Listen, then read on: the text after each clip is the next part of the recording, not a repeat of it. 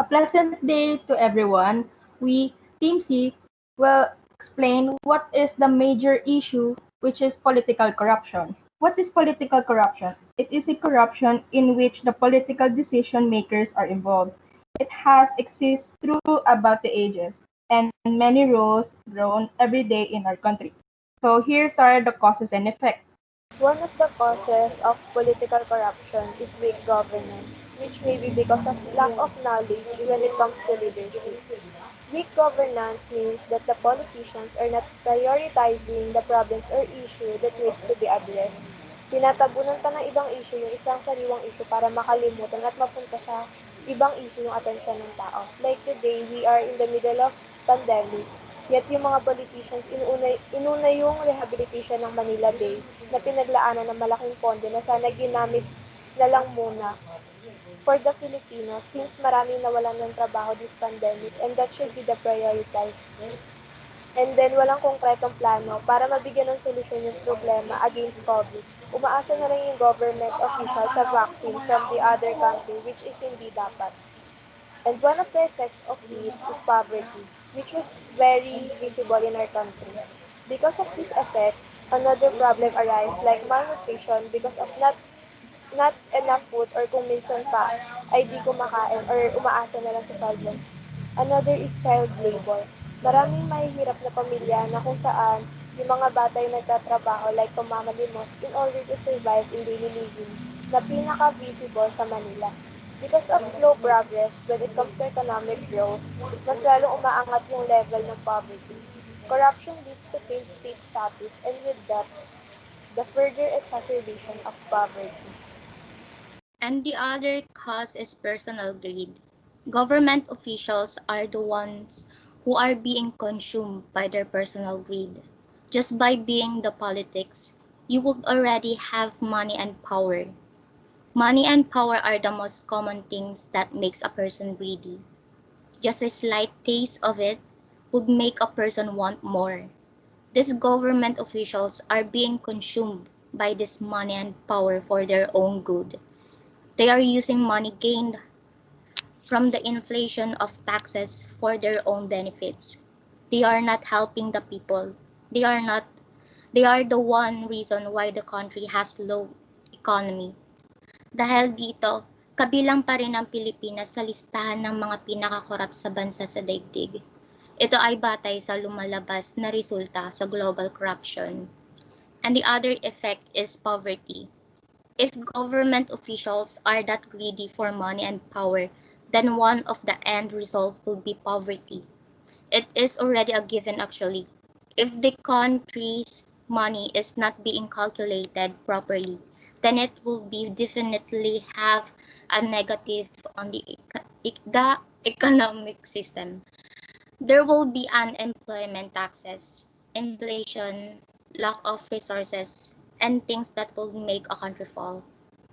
But one of the most common results would be poverty. Many people are suffering from the corruptions of these government officials.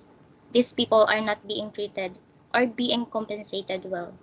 They are also a citizen of the country, so they should have their own fair share of resources.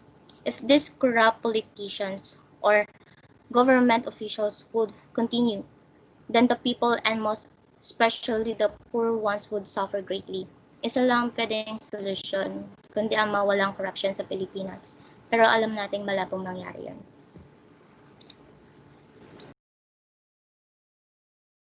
So, as we all know, corruption is also a form of stealing money, which is very constant in our society. It's very visible, actually. So, there are a lot of causes regarding to the major issue that we chose or that our society or country rather are facing for. And this cause that I have is the one that I think everyone will first think if they heard the word corruption. So, eagerness in money. Actually, it is somehow related or under of the personal greed in a way that the greediness of these specific people under the government officials or their excessive desire on money is what leads them to perform a low quality services or poor governance. So most of the time, these people only focusing on the value of the money itself, instead of focusing on the basic needs of the society and its people.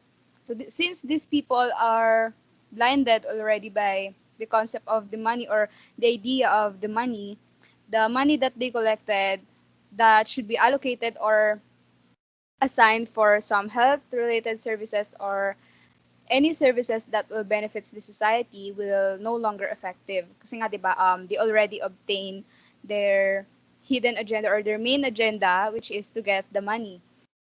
Spending the people's money or the pera ng bayan for their desire, personal desire, investments, or personal greed towards something, ayon, it will affect their overall performance because instead of lending the money for the sake of the community needs, they chose to corrupt it. That will lead on the visibility of lack of quality services. Like, for example, from the current situation of the Philippines under pandemic, quarantine, 'di ba very visible yung mga hospitals na may kakulangan sa facilities, equipments, kakulangan sa mass testing kits. Ayan, binabalita 'yan. Meron pa akong panood yung sa hospital sa Pasig, which yung emergency room nila parang ginawa na lang nilang ICU or yung intensive care unit. Sabi doon, the hospital had to confine some of its COVID-19 patients in the emergency room as the ICU because of the full capacity of the hospital. So, dun pa lang, kita mo na yung low quality services ng ano hospital ay ng government or ng government official. Meron pa yung sa mga public schools sa mga province, 'di ba? Sobrang alam mo yung mga textbooks ng mga public school sa province, yung mga armchairs, 'di ba? Sobrang halos sira na pero hindi siya nabibigyang pansin. So instead of prioritizing what's more important, parang mas hindi 'yon napagtutuunan ng pansin. So yeah, ayan lang. Another cause for political corruption is lack of transparency in what is happening during the election. One example is the incumbent. Those are the re-electionists that we don't know what the real agenda is. They might be using the fund that will be used for citizens of a country. Then that may result to electoral malpractices, which is the effect. Electoral malpractice is yung paggamit ng right mo for voting for the wrong person because of the lack of transparency illustrated by the running government officials. So, for example, is a person who votes several times, intimidation, stealing materials used during elections like bulletins, boxes with bulletins, and even vote buying is also a part of electoral malpractices. The next causes is lack of compassion. First, we need to define what is compassion.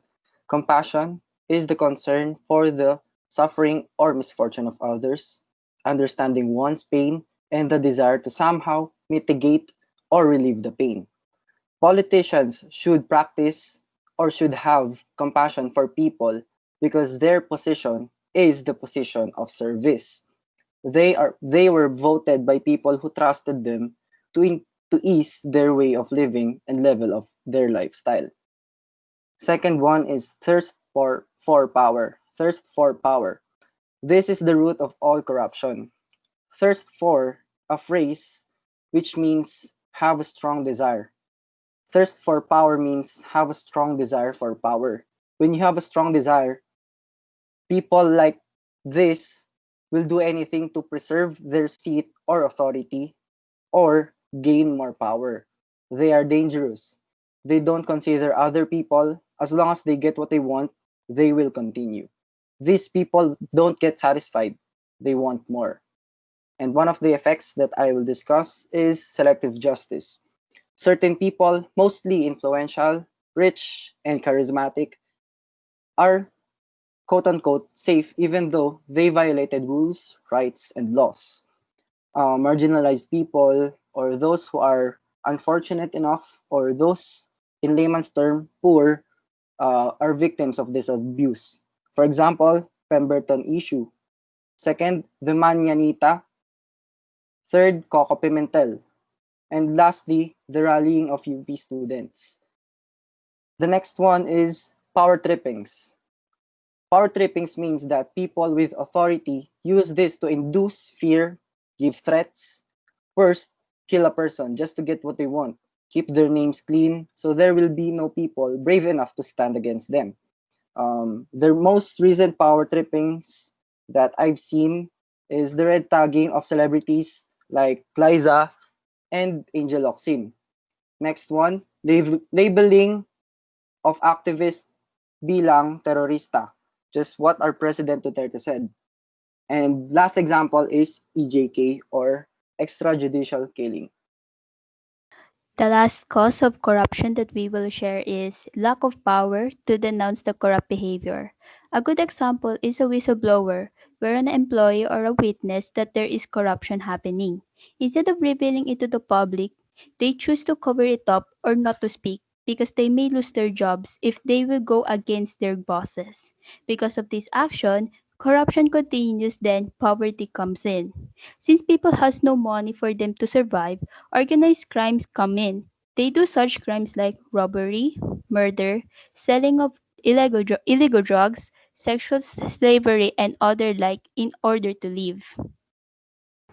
So, in conclusion, as a Filipino citizen, we should be all be the power of awareness of those problems that we are facing right now and the right to make a good vo- voting right now is a simple action.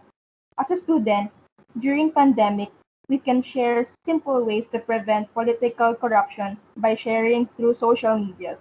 Thank you.